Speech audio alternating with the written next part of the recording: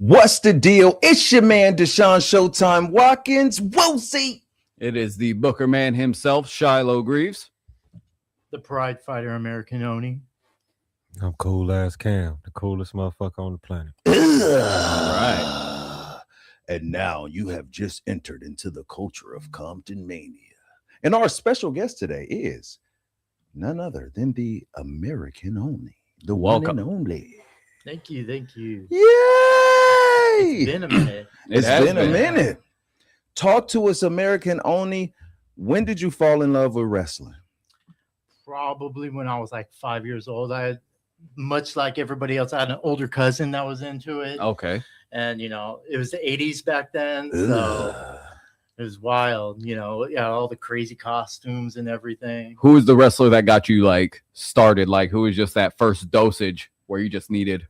So I have ADHD. Okay. So Warrior. Oh, Warrior. yeah. All right. Warrior corrupted a whole generation. I'm telling you, the early millennials got. I'll tell you, becoming a wrestler and learning how to wrestle, that's heartbreaking as a Warrior fan. Right. Because he was so bad. Yeah.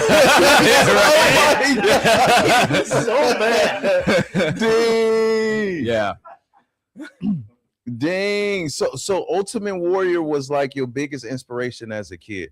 Give me some things about the Ultimate Warrior, because the Ultimate Warrior was one of my favorites. What were some of the things about the Warrior that you loved? It was just the energy and the charisma behind it. The colors, I didn't even care what he was saying because his promos made no sense whatsoever.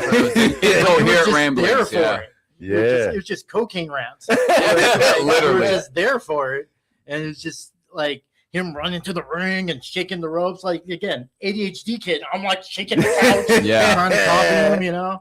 Yeah, it's just that, you know, that passion, that energy, and that excitement that will pull a kid in. Wow. So as a kid, did you know then that you wanted to do it? You know, I grew up in a martial arts family. Okay. So combat sports and all that has always been part of, like, it's part of my blood. It's generations of it. And I didn't know as a kid that that's something that I could do. You know, I didn't know that was like, because also I'm a big superhero geek. So that's right there, especially in the 80s, they were like real life superheroes fighting each other, like good, great combo. Evil and all that. Yeah. So I didn't know that was something you could do until I was probably a teenager and I went to my first indie show. Where was that at?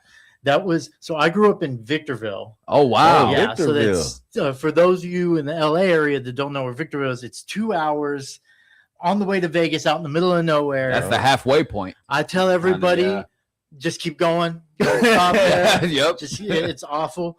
But Victor Valley College had an EWF show. Oh, wow. Okay. Shout out to Jesse. EWF. Okay. And back then it was Jesse and Bill Anderson. Okay. Gotcha. Yeah. Oh, wow. Yeah. Okay. So Bill Anderson was the first professional wrestler I've ever had a conversation with. Really? And he was like, I was 14 at the time, and I was like, how can I do this? And he was like, finish high school and then come see us in San Bernardino when you finish high school. And that's basically what happened. I graduated high school, and that summer I started training.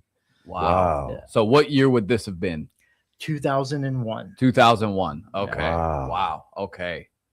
Dang. It was a whole different scene at the time. It was the Wild West back then. It was a whole different, It was Wild West back then. And it's to watch wrestling change in general, like from back then to where it is now, like the effects of the internet, because the internet was like a baby in 2001. Yes. Right. Yeah. And social media on top of that, like to get booked back then, like you used to have your trainer or a booker that, you know, contact another booker and say, oh no, they're good, they're trained and stuff like that.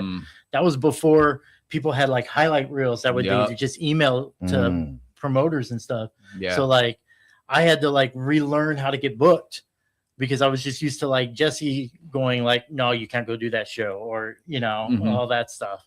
But and that politics behind it, but like just the change of everything.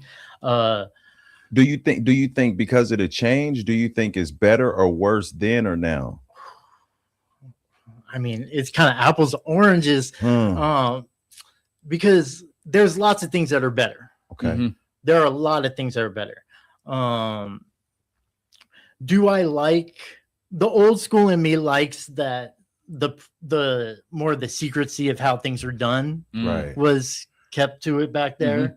But the great thing about the new version with the internet and the fans kind of being smart and stuff like that, it's made atmospheres better, locker rooms better, because it's getting rid of bad people who would have been protected. Now it still happens a lot, Absolutely. but not nearly the way it used to be. Like there were secrets and stuff. Like, so for those of you who are not familiar with me, I'm called the Pride Fighter because I am an out queer person.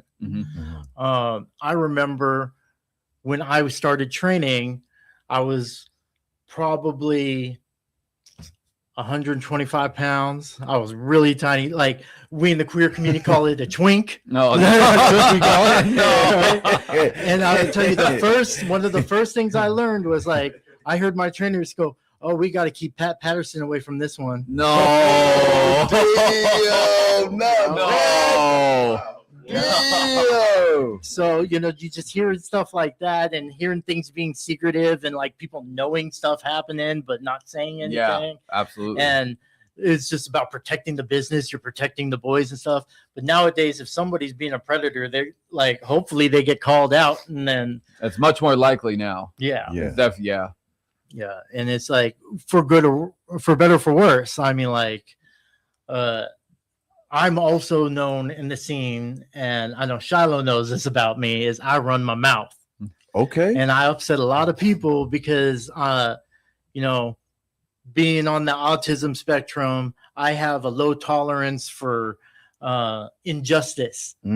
So I'm always the one that stands 10 toes down, and I stand on business. And if I see something, I say something. And a lot of wrestlers don't like that. So it's got me in a lot of trouble in a lot of locker rooms. And like I said, Shiloh and I've had this conversation before. And, I'm not about canceling people. That's a big misconception. I'm about accountability. I'll give you a great example, and I'll probably get in trouble for saying this. However, one of my trainers is Brian Kendrick. Yeah. Okay. He got canceled because he said some stupid stuff. Yeah. Oh yeah. I remember that. I'm not gonna go into detail. People have Google; they can figure that out. Right. But here's a big difference between what Brian did and some other wrestlers do things. After Brian made that mistake, he was called out on it, and he then had conversations with those communities he hurt, and he even wrote checks to organizations to help that. So my thing is like about accountability. People make mistakes. People say stupid shit. I'm 42 years old. I know I've said stupid shit. Yeah.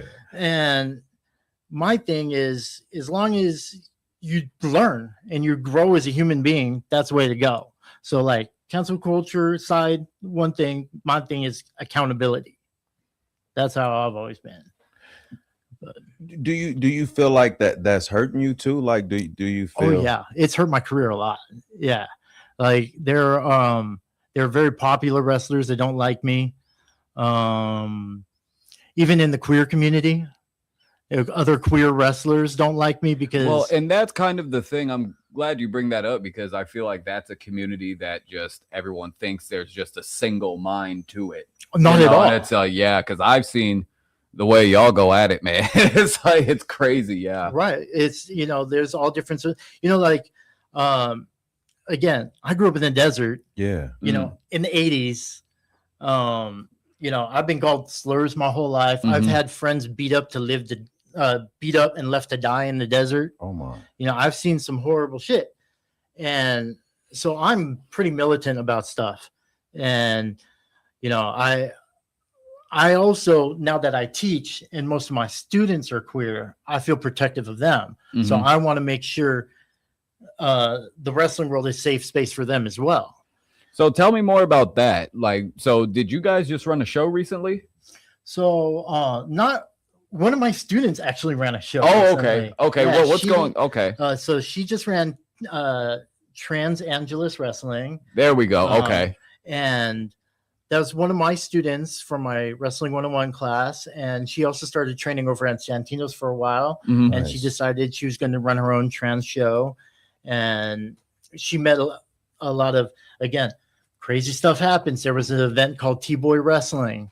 And it became like, and everybody thought that this is going to be like, oh, this is a space for us. And we won't have to worry about, no offense to everybody else here, the cis-hets ruining this for us. Yeah. And then the promoter of T-Boy Wrestling ended up being a carny and ruining it for everybody. Right. So you have all these like queer and trans groups trying to start up to kind of fill that gap where that left.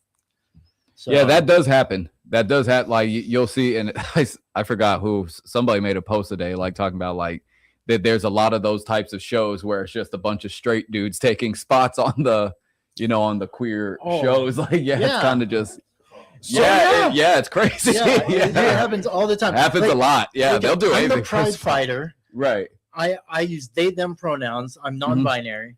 I am pansexual. So that means I'm hearts, not parts. If I'm attracted to a human being, it's because I like that human being, regardless of their gender identity. I do not have a single Pride Month booking. Wow. But I know tons of straight men who do. Why is that? Wow. Well, no, seriously, why is that though? Well, I honestly think it's because, again, I rub people the wrong way. And although I'm militant about stuff, there are a lot of queer wrestlers that don't want to rock the boat.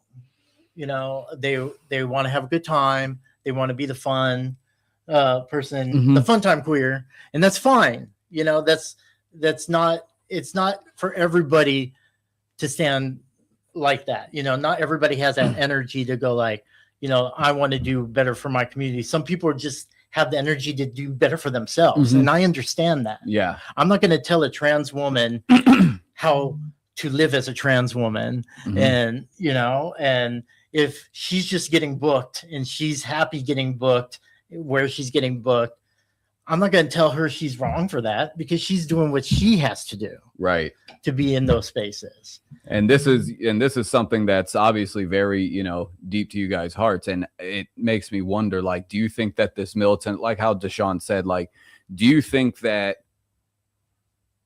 not working with certain people, do you think that do you think you're taking yourself out of rooms sometimes instead of getting kicked? Okay.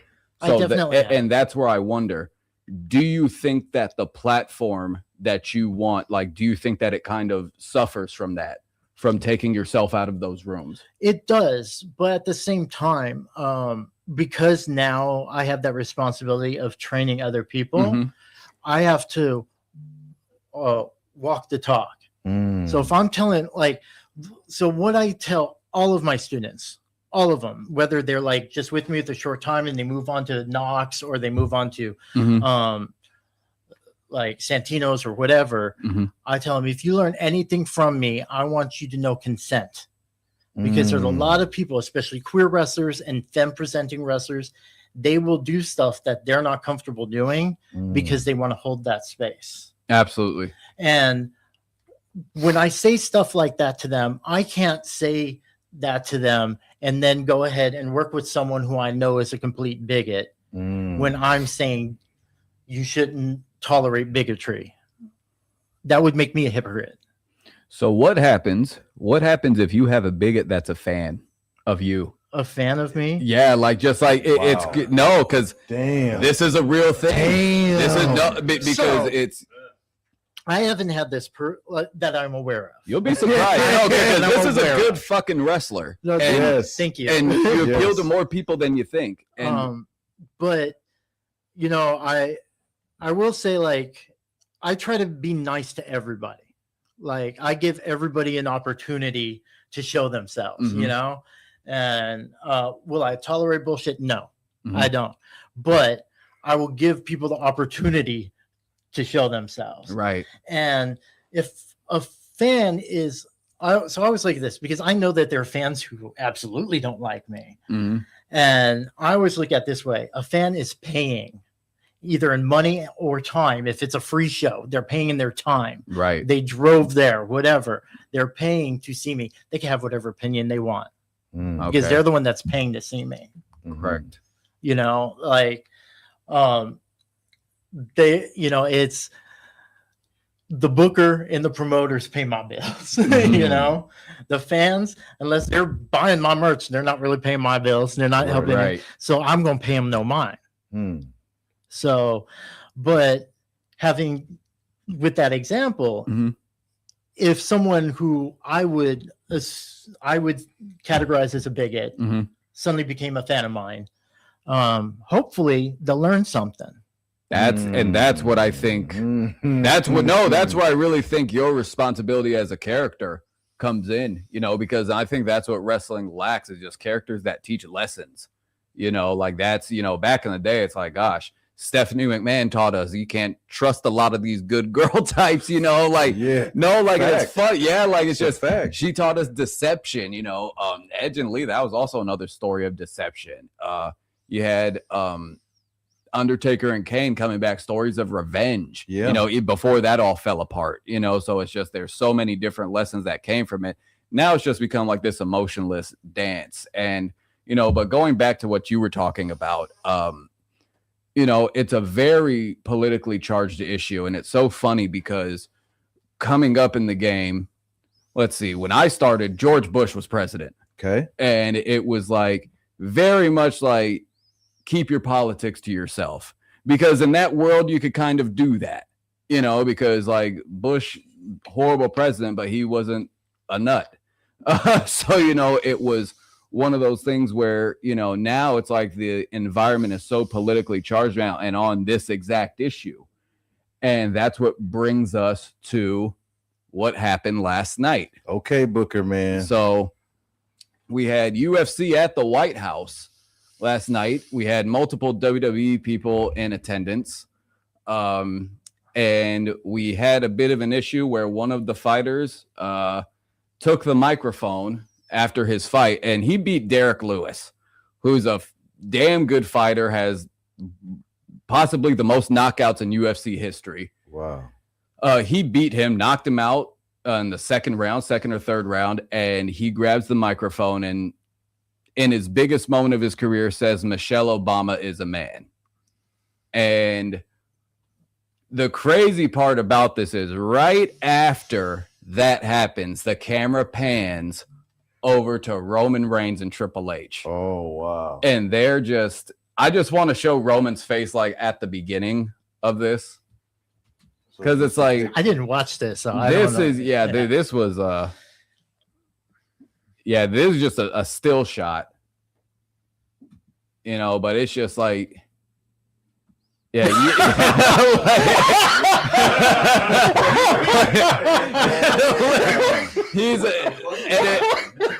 this man is catching heat right now. And it's just, and it's fucked up because let me tell you something. Call me crazy. I love America. I'm very patriotic. I'm very, you know, I love the concept of America, not what it actually is, you know. But it's one, but I did think the whole setup of the UFC White House was really cool. The entire presentation was really good, and it's just that one moment took away from the whole thing. But it's just going from that and panning right over to these guys, like the top two faces in the industry, you could argue. And then telling us that the business is not political, it's very difficult for a lot of us to stomach. You know, I've been very outspoken. I've burned a lot of bridges over my views. I've lost a lot of fans over my views on both sides. So it's like, it's one of those things where it's like, you know, if you're going to be on a platform, you know, you have to be real careful which platform you're choosing, because I feel like this bubble right now, my mom, she said it best. She lived through Kennedy dying. She lived through Bobby Kennedy dying. She saw Nixon getting all that stuff. So she said the country swings in both directions every time. So it's like right now we're really far to this one side. Yep. and it's a big America fuck yeah party on this side right now. There's going to come a day where it swings back, and this stuff is going to bite these people in the ass. And it's messed up because it's like you have, Roman sitting there just like, oh my God, like you said, like I got to get out of here. So it's just, it sucks because it's like, I know that family and I know the views of that. What's funny is a lot of those views don't line up with that. Roman, he says he's a registered Democrat. He says he did vote for Trump, but it's like, it's one of those things where it's like, it's a complex situation. And I do think the dialogue around it is improving a little bit. You're seeing more people in mixed spaces mingling, which I think is healthy, but just with everything going on right now, you saw a lot of people pull out of that White House event for a reason. Same for 4th of July. You got a lot of artists pulling out of 4th of July too, and it's for a reason. And it was that type of shit right there. Yeah. And it's just, in WWE, they've really leaned in on this, because I know Triple H, I'm pretty sure he's going to pursue a career in politics. So that's going to, definitely, of course, he's trying to line his ducks up fair, but it's like, are you lining your ducks up in the right place? Is it going to sacrifice the company? Well, it's, and again, as someone who has rubbed a lot of people the wrong way, I have to thank you both because you also have to be careful who you platform. Absolutely. And you guys have chosen to platform me at ComptonMania. Yeah. And, and I appreciate that. And I understand how that could rub people the wrong way. But this is why you got to be careful who you platform is situations like last night. So I have a question. Even with WWE going like full MAGA the last 2 years, would you still take a paycheck from them? No. I will again, and maybe it's just the autism in me. It's just, I can't I haven't watched since they got heavy with the Saudis. Oh, that's that did kind of rub it. Yeah, that was weird. Yeah, the whole energy behind those is weird. And it's just, it's just got worse and worse for me. And I tell you, this year was the first year that I did not watch Royal Rumble or WrestleMania at all. Wow. Fair. And it's just too much for me. Like, especially as someone whose rights are being challenged.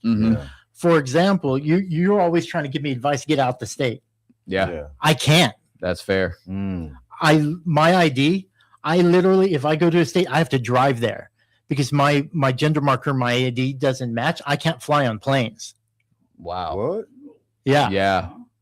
It's a lot of their rights are getting. My ID has to match my birth certificate in order for me to go on planes. I can't get a passport. I can't leave the country. Yeah. It's crazy. Damn. Yeah.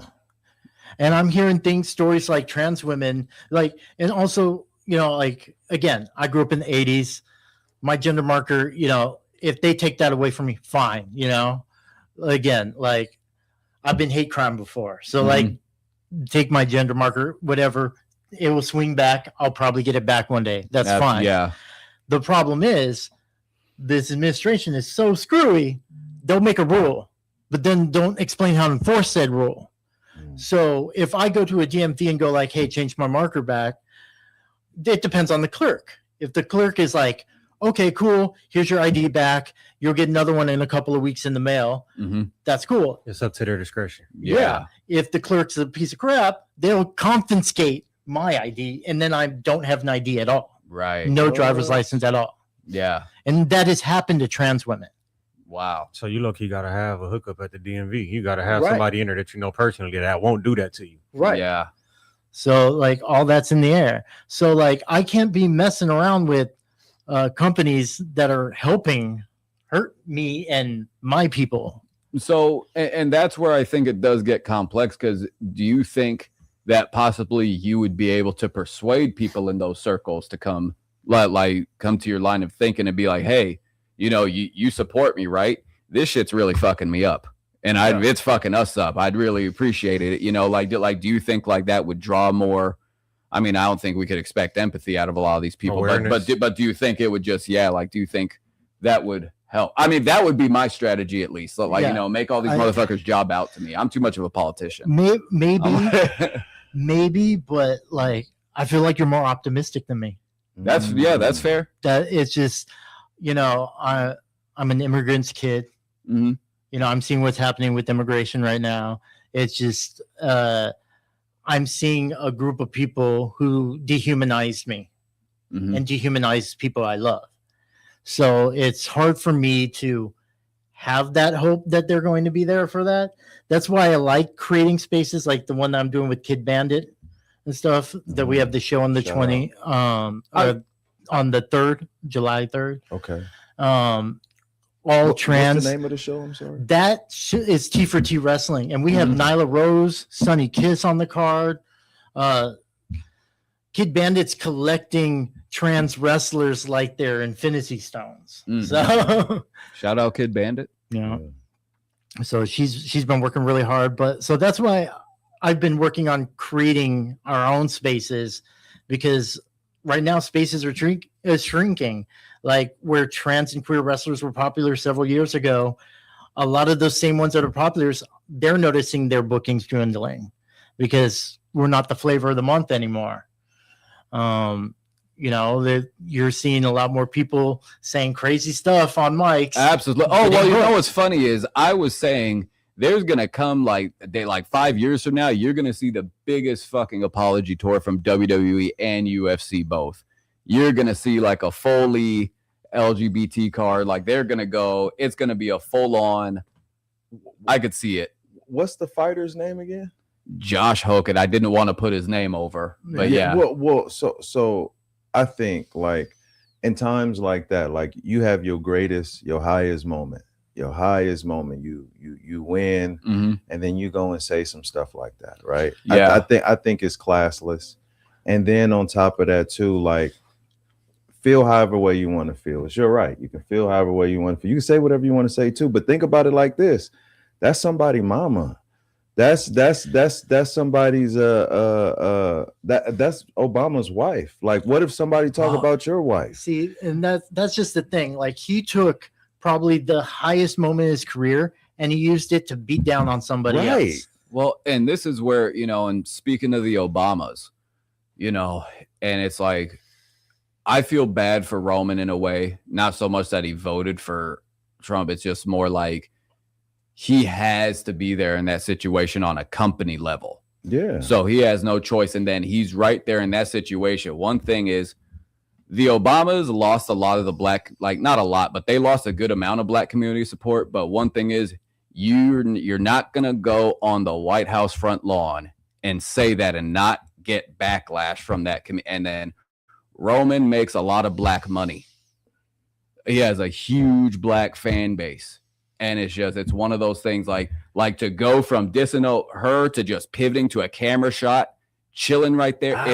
It's a tough position to be in. That's the tricky thing, because I can't hold him or Triple. I can't hold him for that, because that's a business move. A lot of I'm times, just thinking about how fan bases work. I get it, but what you think, Oni? That level of misogynoir, like where it's just black women have been called masculine and manly forever. It's part of white supremacy. That's how they try to hurt the black communities, by attacking black women. And again, these are people I love. I would not be alive today if it wasn't for the black women in my life. So to hear people say stuff like that about not only Michelle Obama, who I've loved most of her work, like with her trying to get people to eat healthy, her work with kids and stuff like that. Like, like the Obamas are far from perfect. Exactly. Yeah. Yeah. Barack Obama bombed a shit ton of people too. Yeah. But politics are difficult in all sense of the words. But like, I'm more upset that I see him attacking a black woman more than him attacking somebody on some political side. And it's the highest engaged video of the entire event. And the thing is, the entire event would have really been a win without that. That's my thing. Like, it would have been a good event start to finish, but then that right there, That's what's going to be talked about. Wow. And it's hard though, you know, to like, and then you pivot to the top two faces in wrestling. It's hard to say keep politics out of wrestling. It's very difficult because like they get to do all that, but it's like if we speak up on anything, you know, God, I remember 2020. Who a lot of you in wrestling showed your ass that year? 2020 was a rough year, and it was So that's. I mean, my existence in wrestling is political. I feel like a lot of entertainment is political for the vast majority. So it's like, I get it. Hey, like UFC, I get it. You're at the White House, you're on that side. Cool. But don't tell me that this is a non-political event to where like you're trying to unite the population and then like this type of shit happens. And so that's, I mean, it's always been political. Think about Sergeant Slaughter joining Iraq. He joined Iraq. He did. Yeah. They had to get extra. That was here in LA. They had to get extra security at the sports arena that night. Man. That's like, it's always been political. Yeah. Come on. Like, I don't know. Like I said, I don't mind it, but just don't lie about it. Like, just stop being so cowardly about it. That's how I see it. But no, but I think it's a lot of complexity when it comes to politics and wrestling. So I could see why it was kept out, because I will say once it got infused, things definitely got a lot more polarizing. Things got a lot different. I'll tell you, like, there are times where I even tell Chris, I'm like, I wish I didn't know some of these guys' politics. Yeah. Like, I miss the time, because again, 2001, everybody kept their politics and religion out of wrestling for very the most much part. so. And not only that, I didn't know anybody's business, you know, outside of wrestling, unless you became close with them. And that's what sucks is, like, for example, like you'll see a guy that you had a great match with, great rivalry, great relationship with, and you know, it's like you do all this stuff, and then suddenly he's like, "Yeah, George Floyd deserved it," or whatever. It's like, and he just goes online with that. It's like, damn. And I'll be dangerous and name names. Go ahead. Me and Human Tornado. Oh. I knew that man for like 10 years. And then he decided to just go off on Twitter and put all kinds of transphobic nonsense out there. And then when I asked him to apologize for it, he doubled down and then had his fans harass me for months. So it's like, again, that's somebody who I considered a friend for over 10 years. Yeah. And then again, something happened during 2020 where it crystallized people's personality. Yeah. I'm like, if you were an asshole, 2020 made you an even bigger, harder asshole. Like, if you're a kind person, it made you more empathetic towards people during that time. It's wild. We're in a very wild time. I agree. And you know what's funny is, I think this is one of the benefits of having old parents. Like, my parents are old. Like, my parents are older than probably most people's parents in this room. And it's just funny because like they were living through, or my mom at least, she was just like, yeah, this is bad. But she's like, them 60s were really crazy. Like, yeah, the 60s were nuts. And I feel like we're kind of living through, like, this is our generation's version of the 60s that we're living through. And it's like, it's a lot of wild stuff. I think that this is an issue that is going to get better, because it's almost, I think any minority community deals with issues when increasing integration. I think during the Obama years, your community started getting integrated more, and there's a lot of growing pains that came with that.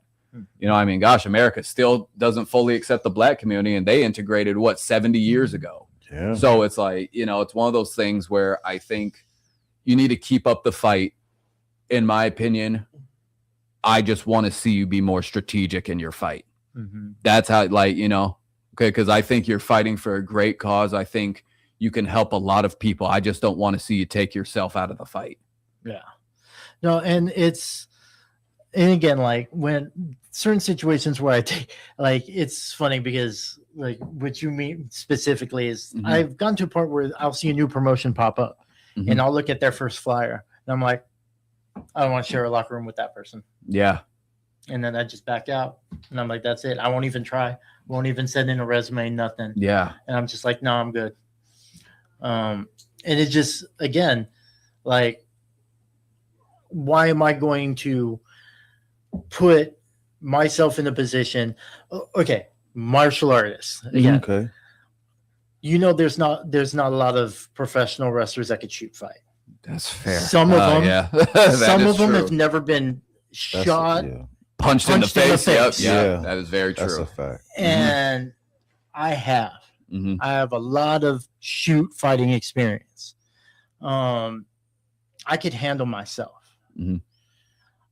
But again, if I show that I'm going to put myself in a dangerous situation and my students who may not be able to shoot fight as well as they do, I don't want them to think that space is a safe space for them. That's fair. So that's where I'm like, combat sports is wild because like we have wrestling, which is more entertainment and all that. We all know that nowadays. Like you and I are actually buddies. I've misted you before. Yeah, literally. Buddies, But like, I don't feel comfortable going into combat sports gyms anymore because although I can handle myself, how do I know the person across from me won't turn that sparring session into a hate crime? And that's the same thing that I got worried about with certain wrestlers sharing locker rooms with my kids. And that's how I see some of my students are in their 30s. They're still my kids. Absolutely. Yeah. I don't subscribe to the whole like vet thing. The drag community, we have our drag mamas. I'm very maternal. I'm nobody's vet. I'm here to take care of you. I'll be maternal. I will give you the best advice I can give you. I will try to set you up for success. If you choose to do something else, that's on you. You're a grown person. But I'm not going to guilt you like some of this, like vet stuff, like I'm pulling the vet card. You better listen to me or I'm going to stiff you in the ring. No, I'm not about that stuff. But I got to lead by example. So these are the avenues that I have to think about when I put myself in situations. I know I could take care of myself.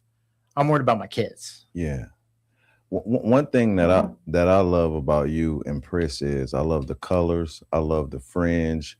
I love the energy.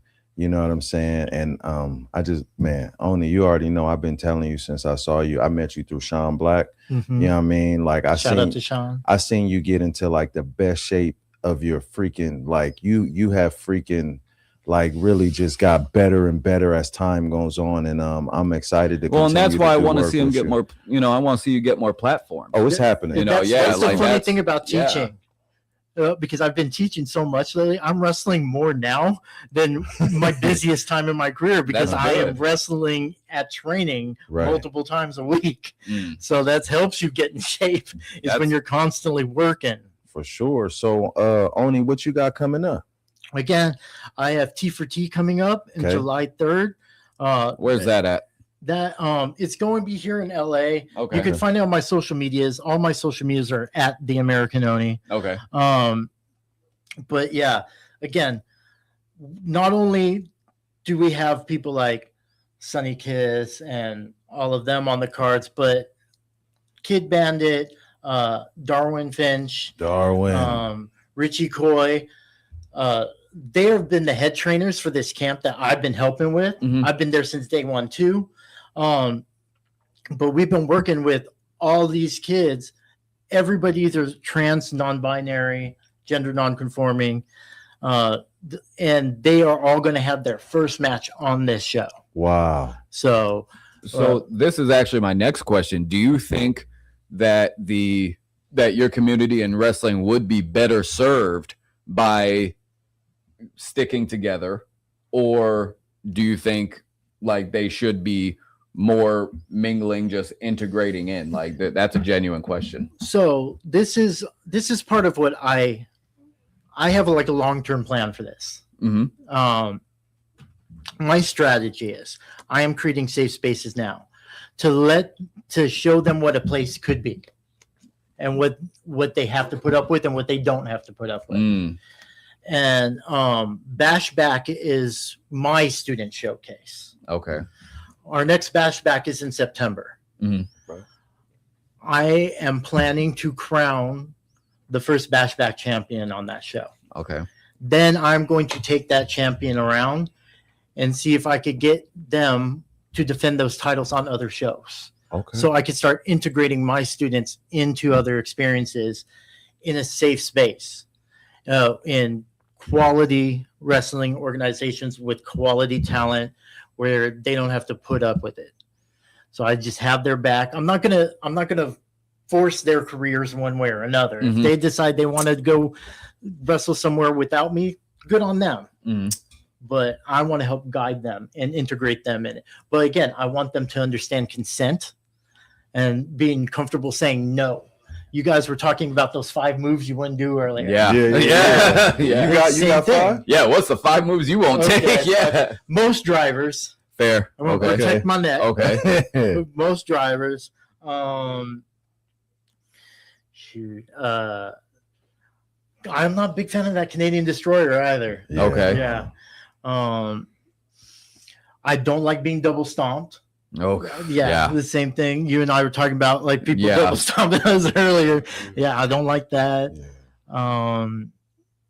Other than that, I mean, I can only think of like, Styles Clash. Styles Clash. Oh boy. Styles Clash. Yeah, that goes wrong. You are donezo. And that's only simply because I have had again, I've been doing these bumps since I was 5 years old. Yeah.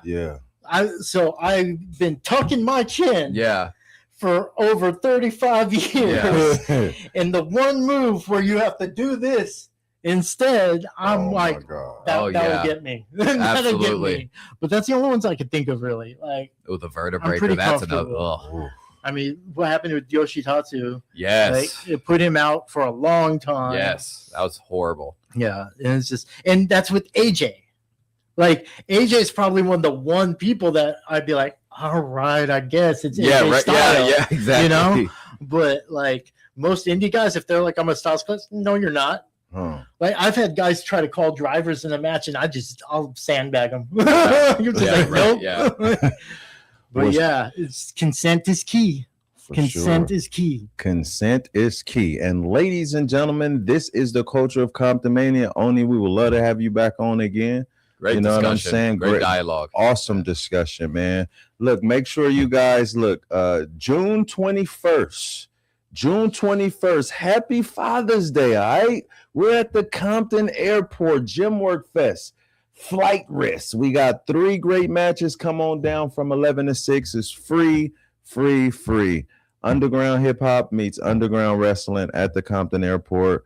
I'm Deshaun Sho Tyme Watkins. I am the Booker Man Shiloh Greaves. I'm the Pride Fighter American Oni. I'm cool ass Cam, the coolest motherfucker on the planet. And you heard it, he's the coolest. You can't stop. Come.